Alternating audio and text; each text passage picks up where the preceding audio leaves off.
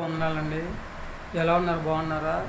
దినాన్ని దేవుని యొక్క వాక్య ప్రకారం మనం చూసుకున్నట్లయితే మత్తయి సువార్త 9వ అధ్యాయం 9వ వచనంలో యేసుక్రీస్తు వారు అక్కడి నుంచి బయలుదేరుచుండగా మత్తయి అనే మనుషుని చూసి, అంటే సొంకొప్ప పెట్టు దగ్గర మత్తయి అనే మనుషుని చూసి దేవుడు అంటాడు, మత్తయ్య లేచి నన్ను వెంబడించి అనగానే మత్తయ్య గారు దేవుని మాట విని దేవుని వెంబడించినట్లుగా మనము చూస్తూ ఉన్నామండి. దేవుడిచ్చిన మహావచనం బట్టి వెంబడించడం అంటే దేవుని మాట వినడం అన్నమాట అండి. అందరికీ నివాస స్థలాలు ఉన్నాయి, కానీ యేసుక్రీస్తు వారు తలదాచుకోవడానికి నివాస స్థలం లేదు. మన హృదయాన్ని దేవుడు అడుగుతూ ఉన్నాడు అన్నమాట అండి. మన హృదయాన్ని దేవుడికి ఇవ్వగలుగుతున్నామా? ఇవ్వాలని ఆలోచన కలిగి ఉన్నామా? ఒకసారి ఆలోచన చేసుకోండి sisters and brothers, mothers and fathers. దేవుడిచ్చిన మహావచనం బట్టి మన ఆస్తులు ఆడడం లేదు, అంతస్తు ఆడడం లేదు, ఏమి కూడా ఆడడం లేదండి. మన హృదయాన్ని దేవుడు అడుగుతూ ఉన్నాడు అన్నమాట అండి. నేను తలుపు తట్టు నిలబడి నేను తట్టుచుండగా ఎవరైతే తలుపు తీస్తారో వారితో నాతో వారు కలిపి భోజనం చేస్తారని చెప్పేసి ప్రార్థన గ్రంథం 3వ అధ్యాయం 20వ వచనంలో చెప్పేలాగా మనం చూస్తూ ఉన్నాం అనమాట అండి. మనం హృదయం అనే తలుపు తీసి మన హృదయాన్ని దేవుడికి ఇద్దామండి. దేవుని మాట విందామా? దేవునికి అంగీకారంగా జీవిందామా? మత్తయ్య గారు చూడండి, మారుమాట పలకుండా దేవుని వెంబడించడానికి మనం చూస్తూ ఉన్నామండి. అదే మనల్ని అడిగితే మనం ఏమంటామండి? మాకు ఎన్నెన్నో పనులున్న లోకంలో తర్వాత వస్తానని చెప్పేసి మనం అంటూ ఉంటాం అనమాట అండి. కానీ మత్తయ్య గారు అలాగ అన్నారా? ఏమాత్రం కూడా అలాగ అనకుండా దేవుని వెంబడించినట్లుగా మనము చూస్తూ ఉన్నాం అనమాట అండి. ఈ లోకం కోసం ఆరాటపడే కంటే పరలోక రాజ్యం కోసం ఆరాటపడమే బెస్ట్ అని చెప్పేసి దేవుడు తన పరిస్థితి లేకుండా చదివిస్తూ ఉన్నాడు. ఈ లోకంలో ఏమీ లేదు, సమస్తమును పరలోకంలో ఉందా కనుక మన పరలోకం కొరకు ప్రయాసపడదామా? దేవుని బట్టి విందామండి. ఆయన మాట ప్రకారం నడుచుకుందామా? ఆయన ఆశీర్వాదాన్ని పొందుకుందామా? ఆయన కృపను పొందుకుందామండి. మరేమైనా ఆలోచన చేసుకున్నారండి? ఈ ఆలోచన మీదే. మనము దేవుని వెంబడించి లేదా మనం దేవుని మాట విని, అందరూ కూడా దేవుని మాట విని ఆయన్ని వెంబడించాలని చెప్పేసి మనం ప్రార్థన చేసుకుని ఇతరుల కోసం ప్రార్థన చేద్దాం. మరి అయితే కళ్ళు మూసుకోండి.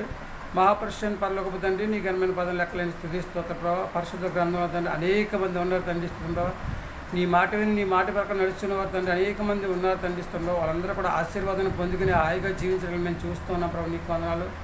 అలాగే తండ్రిస్తుండో మేము కూడా ప్రభు నీ మాట విని తండ్రిస్తుండో నీ మాట ప్రకారం నడవగల యోగ్యత మాకు దయచేయని ప్రార్థిస్తున్నాం ప్రభు. నీకు వందనాలు. ఎన్ని తెలిసినా ఎదురని జరిగేది నిశ్చితమే తండ్రి, అంతా నిశ్చితాంతి ప్రకారం జరిగించుకొని ప్రార్థిస్తున్నాం ప్రభు. నీకు వందనాలు. నిన్ను వెంబడించే యోగ్యత ప్రభు మాకు దయచేయని ప్రార్థిస్తున్నాం ప్రభు. నీకు వందనాలు తండ్రిస్తుండో. ప్రతి ఒక్కరిని కూడా దీవించండి, ఆశీర్వదించండి, భూమి మీద మంచి ఆరోగ్యం దయచేసి రాజ్యవాసులు జీవించే యోగ్యతను దయచేయమని, వివాహం కోసం ఎదురు చూస్తున్న వారికి తండ్రి ప్రభు వివాహాలు దయచేయండి, వ్యాపారం చేస్తున్న వారిని, ఉద్యోగాలు చేస్తున్న వారిని, చేతులు చేస్తున్న వారి తండ్రి, వాహనాలు నడుపుతున్న వారి తండ్రి, ప్రతి కూలి పని చేస్తున్న వారిని తండ్రి, ప్రతి ఒక్కరు చేతి పనిని స్థిరపరిచి దాన్ని చక్కగా దాన్ని వారికి కావాల్సిన సహాయాన్ని అందించి నీ కృపచేత బలపరిచి అందిస్తుంది. వారికి కావాల్సిన సహాయం దయచేయమని ప్రభు నీ చిత్త ప్రకారం మేము జీవిస్తూ ప్రభు నీ యొక్క వాక్యం ద్వారా నడుచుకుంటూ ప్రభు నీ యొక్క వాక్యం మన హృదయంలో ఉంచుకుంటూ మన హృదయంలో దాన్ని నింపుకుని తండ్రిస్తుంది, రాసుకుని దోసుకుని దాన్ని పదే నెవరవేసుకుంటూ చక్కగా దాన్ని ప్రభు నిన్ను వెంబడించే యోగ్యత మాకు దయచేయమని, మరొకసారి మా అందరికీ మంచి ఆరోగ్యం దయచేయమని, మా ప్రార్థనలకు తను మా ప్రార్థనకు ప్రతిఫలం దయచేయమని, మా కరతలని యేసుక్రీస్తు ప్రవేశమైన నామములో వేడుకుంటున్నాం తండ్రి. ఆమేన్. అందరికీ వందనాలండి. రేపు దేవుని ఆశీర్వాదాలు మీకు తోడుకుని కాక ఆమేన్. దేవుడు మిమ్మల్ని దీవించి ఆశీర్వదించింది కాక ఆమేన్.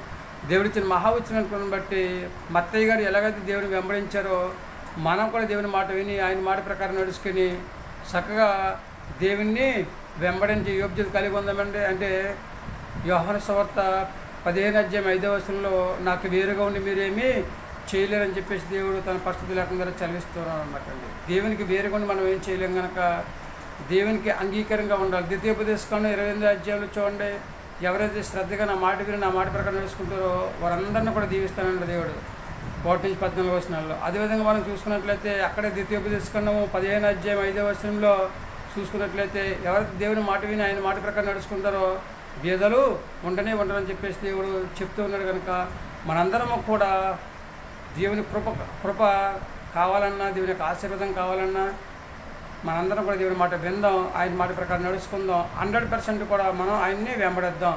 ఈ లోకం కోసం ఆరాటపడద్దు, పరలోక రాజ్యంలో జీవించే యోగ్యతను సంపాదించుకోవడం కొరకు ఆరాటపడదాం. మరి ఏమంటారు? మీ ఆలోచన, మీ దేవుడి మాట విందాం, ఆయన మాట ప్రకారం నడుచుకుందాం, ఆయన వెంబడిద్దాం, ఆయన ఆశీర్వాదాన్ని పొందుకుందాం, ఆయన కృపను పొందుకుందామండి. ఏమంటారు? మీ ఆలోచన, మీ దేవుడు మిమ్మల్ని దీవించి ఆశీర్వదించిన కాక ఆమె అందరికీ వందనాలు.